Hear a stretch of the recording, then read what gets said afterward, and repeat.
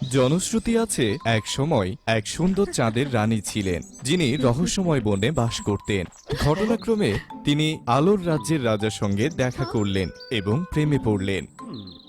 তাদের দুজনের আইরিন এবং সারা নামে দুইটি রাজকন্যা ছিল, কিন্তু তাদের সুখ দীর্ঘস্থায়ী হয়নি। যখন রহস্যময় বনে প্যাঁচার নেতৃত্বে অশুভ শক্তি রানীর ক্ষমতা দখল করে। যদিও রাজা এবং সর্বশক্তিমান জাদুকর এটিকে থামানোর চেষ্টা করছিল, তারা শুধুমাত্র আইরিনকে রক্ষা করতে পেরেছিল, কিন্তু সারাকে সেই প্যাঁচা নিয়ে গেছিল।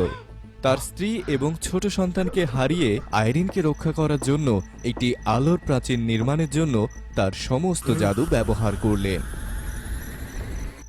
এরপর দিনে দিনে আইরিন রাজার যত্ন এবং ভালোবাসায় বড় হতে থাকে। আইরিন খুব সদয় ছিল, কিন্তু সে পরিবারের একমাত্র সন্তান হওয়ার কারণে কিছুটা